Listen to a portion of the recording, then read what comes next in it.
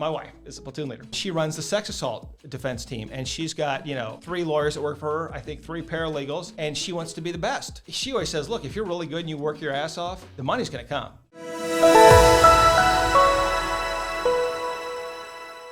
What are the biggest differences between how you were leading in the military versus how you're leading in the civilian world? And what you were briefly mentioning that about kind of the crossover of taking those attributes from the military, and maybe it's not everything. You're not trying to bring in the bureaucracy.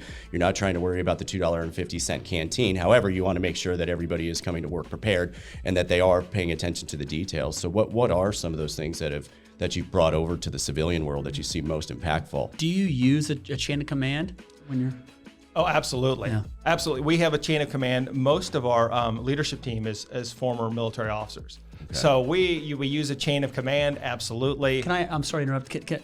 When you say leadership team, are these still practicing attorneys? Or are these higher admin personnel?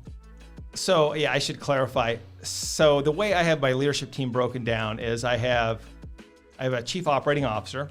He was a platoon leader in Iraq, a company commander in Afghanistan.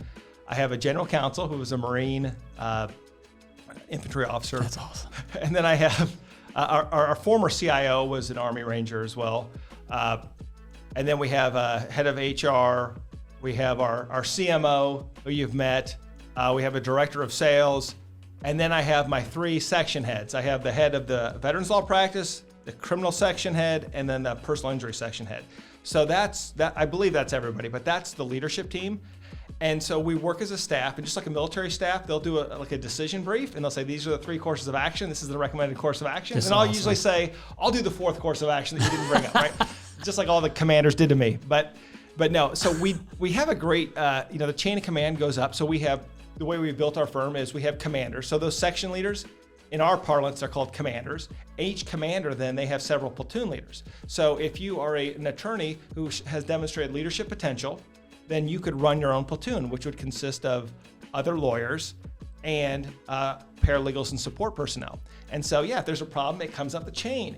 And so this is great because we only need one HR person. Now we do have a corporate trainer, but a lot of the HR issues, it's like I said, read Cy Wakeman. Hey, don't bring these issues to HR. This is a leadership issue. Your person isn't performing. Great. Now, once again, do they know whether they're performing?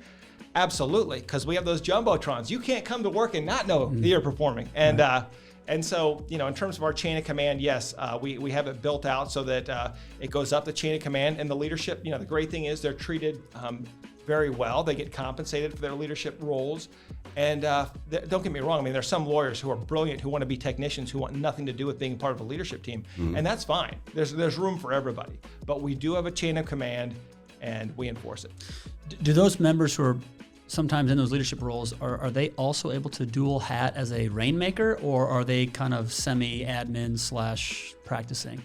It's interesting, right? You get the racehorses. There are people out there that they're going to win at everything, and they're going to do all 3. They are rainmakers. They're winning trials, and they're leading their team. Now, most of those people, I'll just tell you, they really don't like the leadership piece. Like I can get a platoon leader who's got, like for instance, my wife is a platoon leader. And Mallory, and she runs the sex assault defense team. And she's got, 3 lawyers that work for her, I think 3 paralegals, and she wants to be the best. And so she always says, look, if you're really good and you work your ass off, the money's gonna come. And it certainly has. Her team crushes it. They win a lot of cases. They do well financially. She takes care of their team. She's very generous with them, but she doesn't want to be the commander. She doesn't want to move up a level. And then I have other lawyers that are brilliant. I have a VA lawyer that is a brilliant technician. Financially, he's crushing it, right? He's just winning money. He got about $3 million this year for veterans in back pay award. Wow. Right? So he's doing great things. And he wants nothing to do with a leader. All I want to do is, hey, feed me some cases. Give him the ball. Give me the ball, coach. Give me the ball. Let me help the veterans. Let me do what I do. But I don't want to go to leadership meetings. I don't want any additional responsibility. And he's like, if I look at my effective hourly rate based on, I'm losing money if I'm wasting time doing leadership stuff. It's kind of his philosophy, which is fine. If you don't get fulfilled by it, don't do it.